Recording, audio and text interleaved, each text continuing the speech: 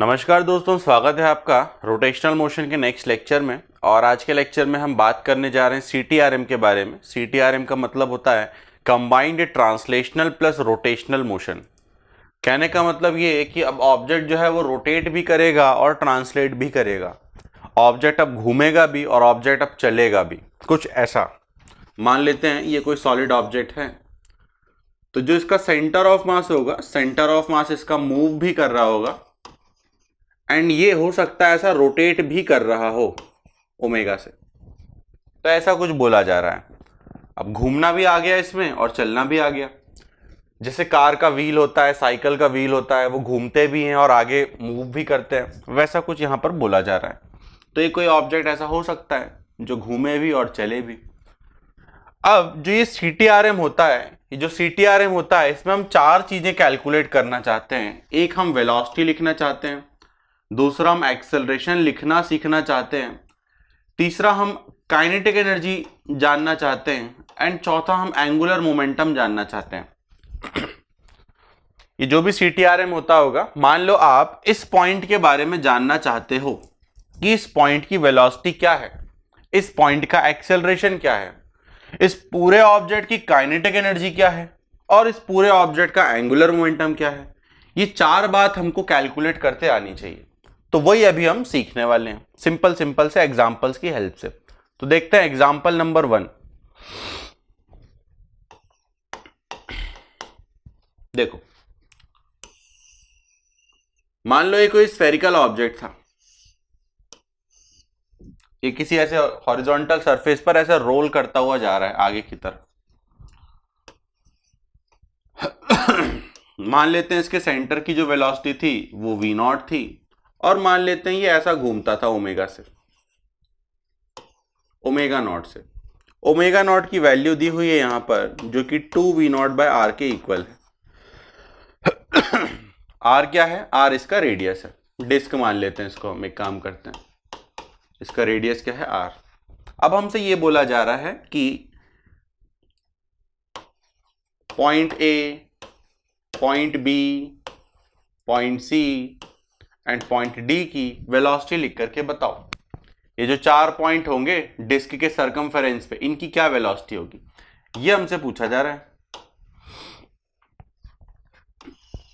Solution में आते हैं।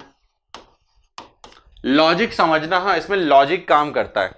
अगर आप इसमें दिमाग लगाने जाओगे ना कि मतलब नहीं, मैं तो इंटीग्रेशन और डिफरेंशिएशन की हेल्प से इनकी वेलोसिटी निकालूंगा, फिर तो हो गया, फिर नहीं आता। लॉजिक, हम यहाँ लॉजिक फॉलो करते हैं। तो लॉजिक ये है हमारा कि ऑब्जेक्ट क्या है, ऑब्जेक्ट रोटेट भी कर रहा है और ऑब्जेक्ट मूव भी कर रहा है। तो हम क्या काम करते हैं, हम पहले रोटेशन की वजह से लिख देते हैं, देन हम चलने की वजह से लिख देते हैं। क्या कहना चाहता हूं समझाता हूं। इसको गायब करें पहले।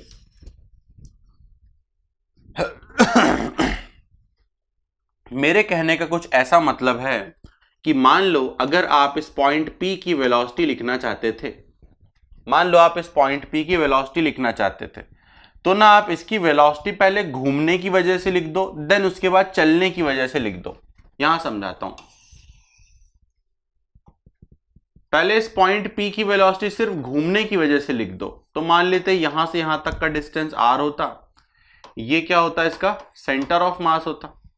ऐसा घूम रहा है ना ओमेगा से, तो सिर्फ और सिर्फ घूमने की वजह से। आप सोचो अगर ये सिर्फ रोटेट कर रहा होता अपनी जगह पर, ये मूव करके कहीं नहीं जा रहा, अगर ये अपनी जगह पर बस रोटेट करता, तो इस पॉइंट की जो वेलोसिटी होती वो इस डायरेक्शन में होती, ओमेगा आर।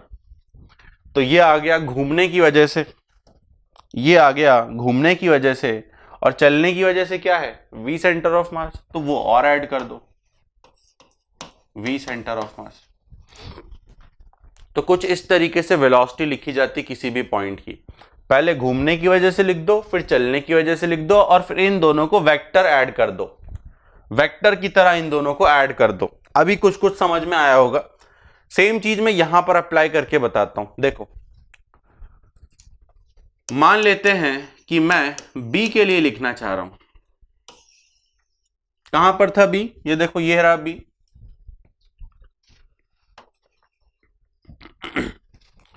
कैसे घूम रहा है ये ऑब्जेक्ट, ऐसा घूमता है ओमेगा नॉट से, ठीक है। तो सिंपल सी बात है, बी की वेलोसिटी, इस पॉइंट की वेलोसिटी ऐसे घूमने की वजह से, ऐसे घूमने की वजह से क्या होगी, ऊपर की तरफ ओमेगा नॉट आर। कहां से आए, सर्कुलर मोशन में पढ़ा था ना, v equal to omega R होता है घूमने की वजह से। तो ये जो ऑब्जेक्ट ऐसा घूम रहा है उसकी वजह से क्या होगा, ओमेगा नॉट आर। तो घूमने की वजह से ये लिख दिया हमने। अब चलने की वजह से लिख दो। तो चलने की वजह से कितना है, चलने की वजह से वी नॉट है, तो वी नॉट और ऐड कर दो। ओमेगा नॉट की वैल्यू आपको ऑलरेडी दी हुई है 2v0/r, यहां रख दो। चलो यहां अलग से रख देंगे, अभी रखते हैं थोड़ी देर से। तो ये पॉइंट बी की वेलोसिटी आ गई। तो पॉइंट बी की वेलोसिटी आप लिखोगे, देखो आप पॉइंट बी की वेलोसिटी लिखोगे घूमने की वजह से omega naught are j cap and चलने की वजह से वी नॉट आई कैप, ऐसा लिख दोगे। ये वाला आई कैप और ये वाला जे कैप। अब आप ओमेगा नॉट की वैल्यू भी रख दो, ये रहा ओमेगा नॉट, रख दो यहां पर 2v0/r r,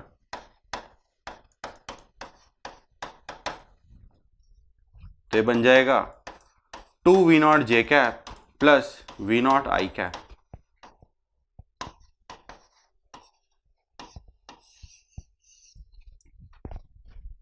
तो कुछ इस तरीके से पॉइंट बी की वेलोसिटी आ गई। तो जैसे बी की वेलोसिटी आ गई वैसे ए की भी आ सकती है, सी की भी आ सकती है, डी की भी आ सकती है, तो वो भी समझते हैं हम। मान के चलते हैं बी तो आपको क्लियर होगा। अब अगर बी समझ में आ चुका है तो A B A C D फटाफट निकाल लेते हैं। तो अब मैं लिखने जा रहा हूं ए के लिए। एक काम करते हैं ना, अब एक बार में लिख देते हैं सबकी वेलोसिटी। ए कहां था, यहां पर था। बी ऑलरेडी हो चुका है, दोबारा नहीं आ रहा। ये सी है और ये डी है। ये कैसा घूम रहा था, ऐसा ओमेगा से। तो इसके पास घूमने की वजह से इधर आ जाएगी ओमेगा नॉट आर, इसके पास घूमने की वजह से इधर आ जाएगी ओमेगा नॉट आर, और इसके पास घूमने की वजह से वेलोसिटी इधर आ जाएगी, क्या, ओमेगा नॉट आर। देन चलने की वजह से और ऐड कर दो। घूमना प्लस चलना, घूमना प्लस चलना, घूमना प्लस चलना, हमेशा यही लॉजिक रहता है सीटीआरएम में। चाहे आप कुछ भी लिख रहे हो, चाहे आप वेलोसिटी लिखो, चाहे एक्सेलरेशन लिखो, चाहे काइनेटिक एनर्जी, चाहे एंगुलर मोमेंटम, हमेशा यही लॉजिक रहेगा। पहले घूमने की वजह से लिखो, फिर चलने की वजह से लिख दो। तो घूमने की वजह से ही हमने लिख दिया। अब चलने की वजह से क्या था, चलने की वजह से वी नॉट था, तो ये वी नॉट ऐड। सेंटर की वेलोसिटी जो है ना, सेंटर की वेलोसिटी वो सब में ऐड हो जाती है वी नॉट। ये हो गया, सारे आंसर आ गए हमारे। अच्छा, ओमेगा नॉट आर की वैल्यू तो देखी चुके हो, 2v0 आती है, तो क्यों बार बार सॉल्व करें, डायरेक्टली यूज कर लेते हैं। तो जहां जहां ओमेगा नॉट आर है वहां पर हम 2v0 लिख सकते हैं। तो इसकी वैल्यू क्या होती होगी, 2v0। यहां पर भी क्या हो जाता होगा, 2v0। यहां पर भी ये क्या हो जाता होगा, 2v0। तो देख सकते हैं आप, सारी वेलोसिटीज आ चुकी हैं। देखो वेलोसिटी ऑफ ए 2v0 और v0 मिलकर के क्या बना देगा, 3v0।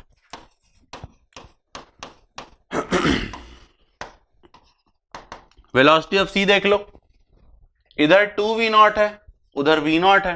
अब ये माइनस हो जाएंगे ना, अपोजिट एरो है, इस वजह से क्या हो जाएंगे, माइनस। तो ये बन जाएगा माइनस v0 आई कैप। लास्ट में vd, वेलोसिटी ऑफ डी, देखो क्या बन रहा है, ये v0 आई कैप माइनस 2v0 जे कैप।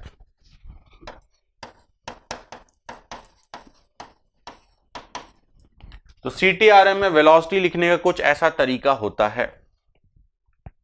मान के चलते हैं आपको समझ में आ गया होगा। अब एक और एग्जांपल देखते हैं। एक काम करते हैं, थोड़ा सा वीडियो पॉज कर लो, आप पहले लिख लो इतना, फिर आगे बढ़ते हैं, क्योंकि काफी लिखवा दिया मैंने।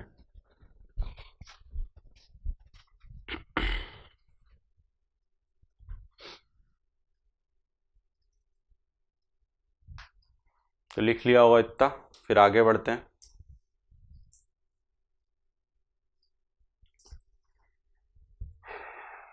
क्वेश्चन और ये इतना सॉल्यूशन लिखो पहले, ये भी लिख लिया होगा। उसके बाद ये बाकी का लिख लो, ये और ये इतना लिखो आप। उसके बाद फिर हम आगे बढ़ते हैं, लेक्चर को आगे बढ़ाते हैं। अब बात कर लेते हैं एक्सेलरेशन की जरा, कि एक्सेलरेशन कैसे लिखा जाए, तो वो भी हम एक एग्जांपल से समझेंगे।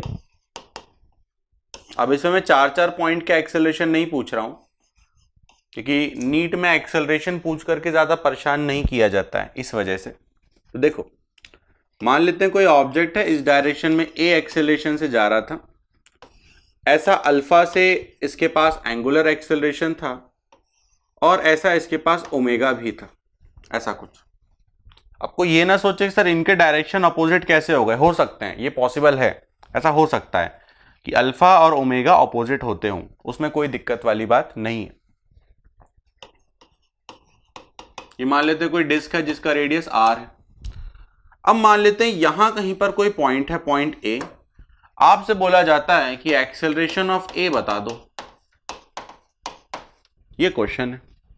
तो क्वेश्चन आपको क्लियर होगा। सॉल्यूशन में आते हैं, सॉल्यूशन और आसान है। लॉजिक वही है, घूमना प्लस चलना, बस एक बार घूमने की वजह से लिख दो, एक बार चलने की वजह से लिख दो, और आपके सामने आ जाता है answer.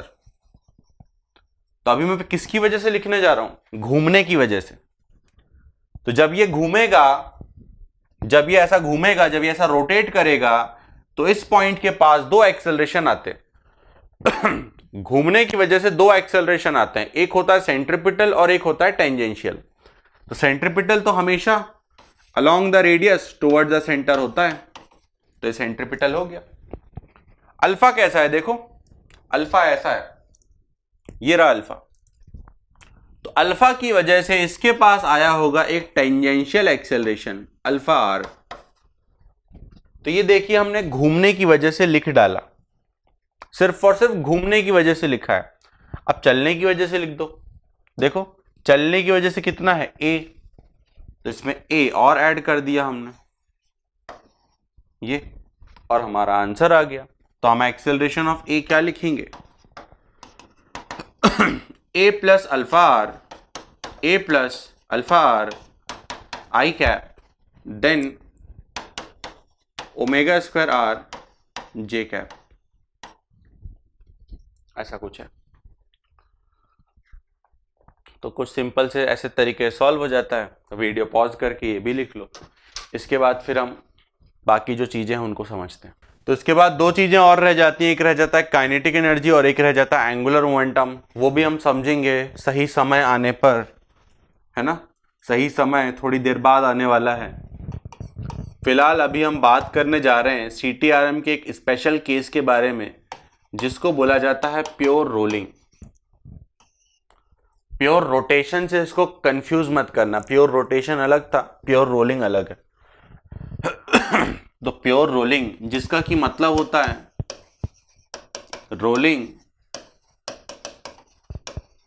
Without slipping, object roll तो करेगा लेकिन स्लिप नहीं करेगा, रोलिंग विदाउट स्लिपिंग या फिर रोलिंग विदाउट स्लाइडिंग।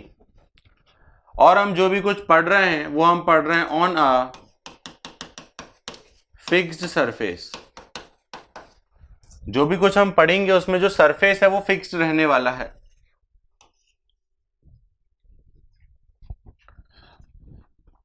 तो समझते हैं, देखो मान लेते हैं कोई सॉलिड ऑब्जेक्ट, ये कुछ भी हो सकता है, ring, disc, sphere, solid, hollow, कुछ भी हो सकता है, सिलेंडर भी हो सकता है।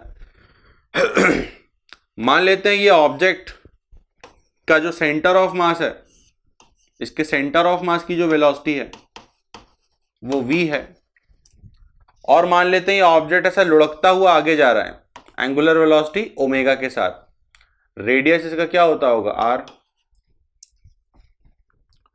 अब हमसे बोला जा रहा है कि यहां रोलिंग तो हो रही है लेकिन स्लिपिंग नहीं हो रही। हमसे क्या बोला जा रहा है कि यहां पर रोलिंग तो हो रही है लेकिन स्लिपिंग नहीं हो रही है। मतलब इसके और ग्राउंड के बीच में कोई स्लिपिंग नहीं है, इस ऑब्जेक्ट और ग्राउंड के रेस्पेक्ट में, सॉरी, इस ऑब्जेक्ट और ग्राउंड के बीच में कोई भी स्लिपिंग नहीं है। तो अगर इनके बीच में कोई स्लिपिंग नहीं है मतलब इस पॉइंट और इस पॉइंट की वेलोसिटी क्या होती होगी, सेम होती होगी। सीधी सी बात है, दो ऑब्जेक्ट अगर स्लिप नहीं कर रहे मतलब उनकी वेलोसिटी क्या होगी, सेम होगी। तो ये वाला पॉइंट और ये वाले पॉइंट की वेलोसिटी क्या होनी चाहिए, सेम होनी चाहिए। इस पॉइंट को मैंने ए मान लिया, इस पॉइंट को मैंने जी मान लिया, क्योंकि ये जो पॉइंट है वो ग्राउंड पर प्रेजेंट है इसलिए इसको जी मान लिया। और अब मैं लिखूंगा,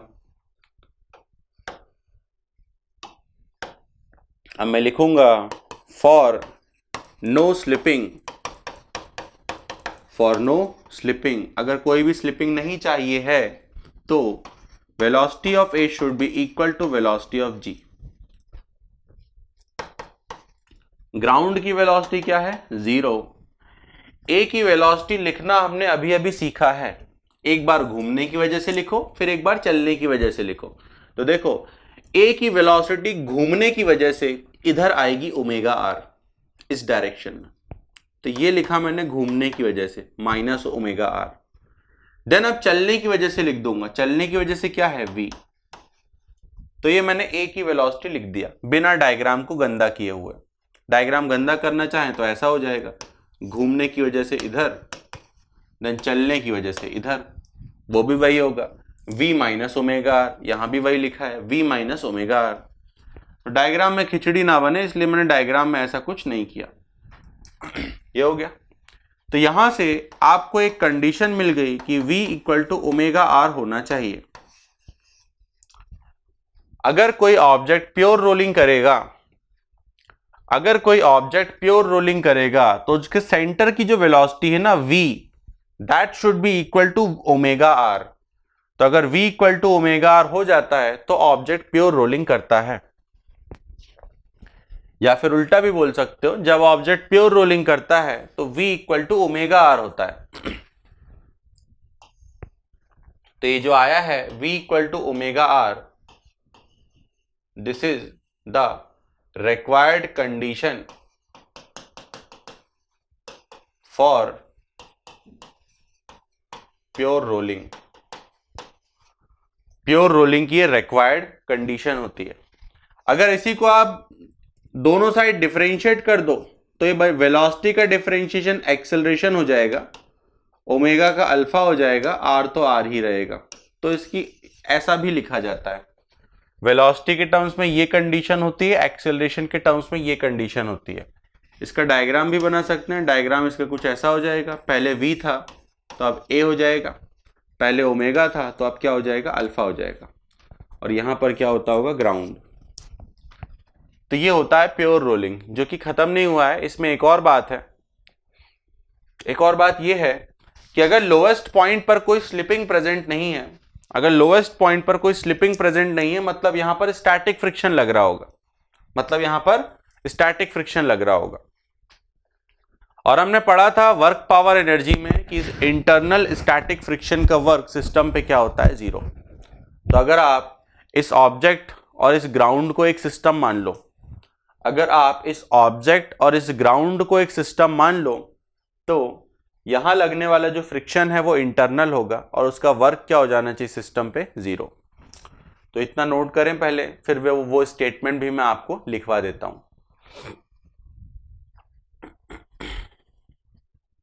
वीडियो पॉज करके इतना लिख लो। तो मान के चलते लिख लिया होगा आपने। फिर से सुन लो मैं क्या कह रहा हूं। मैं ये अब दूसरे तरीके से बोल रहा हूं। हाँ, पहले तो मैंने सिस्टम की बात करके बोल दिया, अब मैं दूसरे तरीके से कह रहा हूं। देखो, लोवेस्ट पॉइंट पर लगता होगा फ्रिक्शन, है ना, और वो जो फ्रिक्शन है कैसा है, स्टैटिक है। एक बात तो पक्की कि लोवेस्ट पॉइंट पर जो फ्रिक्शन आ रहा होगा वो क्या होता होगा, स्टैटिक फ्रिक्शन होता होगा। दूसरी बात, लोएस्ट पॉइंट की वेलोसिटी क्या है, 0। देख सकते हो लोएस्ट पॉइंट की वेलोसिटी क्या है, 0। तो अगर लोएस्ट पॉइंट की वेलोसिटी 0 है तो लोएस्ट पॉइंट का डिस्प्लेसमेंट भी क्या होगा, 0। और अगर लोएस्ट पॉइंट का डिस्प्लेसमेंट ही 0 है तो लोएस्ट पॉइंट पर फ्रिक्शन का वर्क भी क्या हो जाएगा, 0। क्योंकि वर्क के फॉर्मूले में क्या आता है, force into displacement, and lowest point की वेलोसिटी ही 0 है तो डिस्प्लेसमेंट भी क्या होगा, जीरो, तो वर्क भी क्या होगा, जीरो। तो यही हमको लिखना है कि इस ऑब्जेक्ट पर इस स्टैटिक फ्रिक्शन का वर्क क्या आता होगा, जीरो आता होगा। क्यों? क्योंकि लोएस्ट पॉइंट का डिस्प्लेसमेंट ही जीरो है। तो लिखेंगे इसको, स्टेटमेंट ऐड करेंगे इसी में। The statement is work done by static friction, work done by static friction on the object is zero is zero because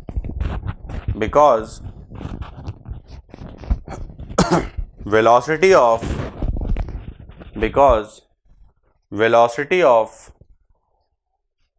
point of application of frictional force,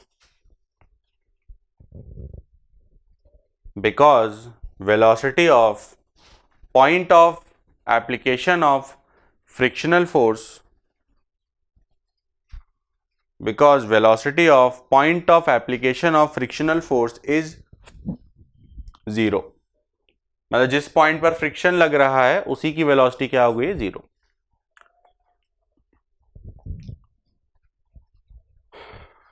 अब हम इसमें आगे बढ़ते हैं, जरा काइनेटिक एनर्जी लिखना सीख लेते हैं।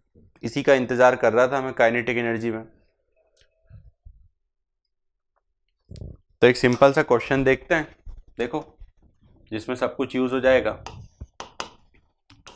तो क्वेश्चन कहता है कि ये कोई डिस्क है जिसका मास m है, रेडियस नहीं दिया, और ये ऐसे जाती है v वेलोसिटी से, ऐसे घूमते भी है। तो क्वेश्चन कहता है हमसे if disc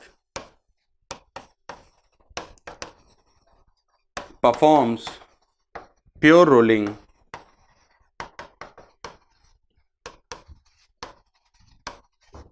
calculate kinetic energy of disc.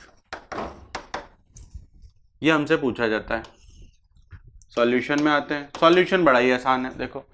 अब क्वेश्चन कह रहा है कि अगर ये ऑब्जेक्ट प्योर रोलिंग करते हुए आगे जा रहा है तो इसकी काइनेटिक एनर्जी क्या होगी। तो हम फिर से वही लॉजिक लगाएंगे। इस लॉजिक को दिमाग में बैठा लो अच्छे से। कुछ भी अगर आप लिखना चाहते हो CTRM में तो पहले घूमने की वजह से लिख दो, फिर चलने की वजह से लिख दो। तो देखो, घूमने की वजह से जो काइनेटिक एनर्जी आती है वो हमने पढ़ी थी, हाफ आई ओमेगा स्क्वायर होती है। तो ये हो गया घूमना, ठीक है, ये घूमने की वजह से हो गया। अब चलने की वजह से लिख दूंगा। चलने की वजह से जो काइनेटिक एनर्जी होती है वो हाफ mv स्क्वायर होती है। ये तो हम अच्छे से जानते हैं, है ना। घूमने की वजह से अभी पढ़ा लेटेस्ट इस चैप्टर में, और चलने की वजह से तो जानते ही है, यही फॉर्मूला होता है। अब कुछ नहीं, वैल्यू रखना है बस। तो इस डिस्क का आई क्या हो जाता है, mr²/2। बात रही ओमेगा को कैसे एलिमिनेट करें, तो हम जानते हैं अगर ये ओमेगा होता तो प्योर रोलिंग में v = ω/r होता। अभी अभी पढ़ा ना, ऑब्जेक्ट अगर प्योर रोलिंग कर रहा है तो v = क्या होता होगा, ω/r। तो यहां से देखो ओमेगा आ सकता है v/r, तो वही मैं लिख देता हूं। ओमेगा हटा करके मैंने v/r लिख दिया।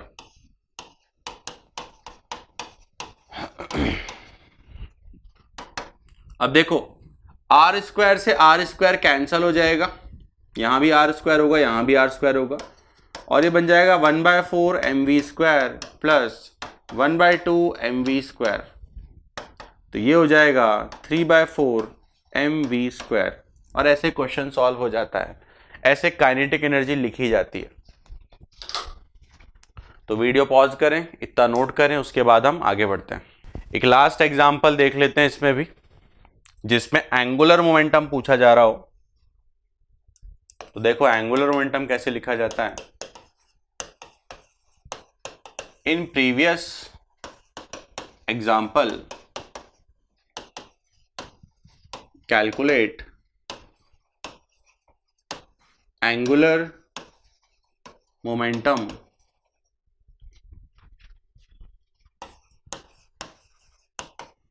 About point A. कहता है प्रीवियस एग्जाम्पल में पॉइंट ए के अबाउट एंगुलर मोमेंटम लिख के बता दो। पॉइंट ए कहां है? अब पॉइंट ए यहां दिया हुआ है क्वेश्चन में, ये यहां पे,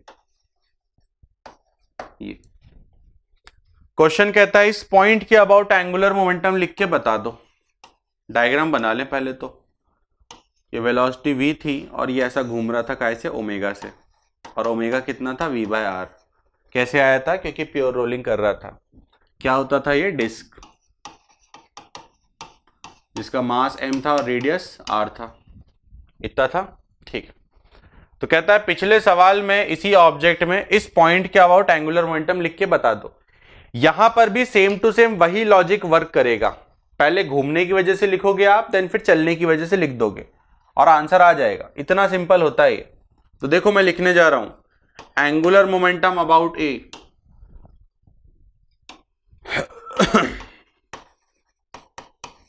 मैं लिखने जा रहा हूं एंगुलर मोमेंटम अबाउट ए। तो पहले लिख रहा हूं मैं घूमने की वजह से। तो अगर कोई सॉलिड ऑब्जेक्ट घूमता है ना तो उसका एंगुलर मोमेंटम क्या आता था? आई ओमेगा। तो लिखा मैंने आई और फिर लिखा मैंने ओमेगा। ओमेगा नेगेटिव लिखा है, क्यों? क्योंकि क्लॉकवाइज घूम रहा है। क्लॉकवाइज में साइन क्या मानते हैं हम? नेगेटिव। ये हो गया आई ओमेगा, ये घूमने की वजह से हो गया। अब चलने की वजह से, सिर्फ चलने की वजह से, सिर्फ और सिर्फ चलने की वजह से ये होता था। याद कर लो, momentum multiplied by perpendicular distance, ये होता था, पढ़ाया था। तो ये चलने की वजह से हो जाएगा। साइन भी सोचना पड़ेगा यहां पर, प्लस है या माइनस। तो सब कुछ आप लोगों को सिखा रखा है, फिर भी अलग से समझा दे रहा हूं मैं। सेम डायग्राम समझा रहा हूं अलग से। ये पॉइंट ए था, ये देखो पॉइंट ए। ऑब्जेक्ट का सेंटर कहां है? यहां पे। ये देखो ये बनाया मैंने, सेंटर ऑफ मास कि ऐसे जा रहा है v वेलोसिटी से। मास क्या है इसका? m। इसके अबाउट एंगुलर मोमेंटम लिखना चाहते हो ना, तो क्या लगाओगे? Momentum multiplied by perpendicular distance, ये वाला डिस्टेंस। ऐसे ही करते हैं। तो वो तो हम लिख ही देंगे। साइन की बात कर ले जरा, पॉजिटिव हो गया या नेगेटिव। तो इसको भी सोचने का तरीका बताया था। मैंने कहा था जैसे टॉर्क लिखते हैं बिल्कुल वैसे ही लिखा जाएगा। मान लो यहां कहीं पर कोई रॉड होती, अगर आप ए के अबाउट लिखना चाहते तो ए पर खीला ठोक देते, नेल फिक्स कर देते। देन इसकी वजह से कैसा घूमना चाहता? ऐसा पढ़ा है हमने, तो वही चीज यहां पर लगानी है। तो ये mv, ये इमेजिनरी रॉड, यहां पर नेल अगर फिक्स कर दूंगा तो ये रॉड ऐसे घूमेगी, तो ये भी क्या हो जाएगा? क्लॉकवाइज। इसलिए यहां पर भी क्या आएगा? नेगेटिव। वैल्यू रख देते हैं अब। I centre of mass mr²/2 minus omega कितना? v/r minus mv and r perpendicular. Perpendicular distance है ना, मतलब ये वाला डिस्टेंस कितना होगा? r। तो ये आ जाएगा -3/2 mvr। तो इसमें एंगुलर मोमेंटम कुछ ऐसे लिखा जाता है। ये पता नहीं आप लोग रिलेट कर पाए या नहीं, लेकिन ये हमने प्रीवियस क्लास में पढ़ाया था। तो अगर प्रीवियस लेक्चर आपको अच्छे से याद होगा तो ये आपको लॉजिक समझ में आएंगे कि यहाँ माइनस क्यों लगाया गया है। और अगर प्रीवियस लेक्चर आपके दिमाग से स्किप हो चुका है तो यहाँ कुछ भी समझ में नहीं आया होगा। तो अगर यहाँ कोई डाउट है तो एक बार प्रीवियस लेक्चर जरूर देखें। तो ये आप नोट कर लेना। इसी के साथ ये चैप्टर खत्म होता है। मिलते हैं नेक्स्ट क्लास में। All the best.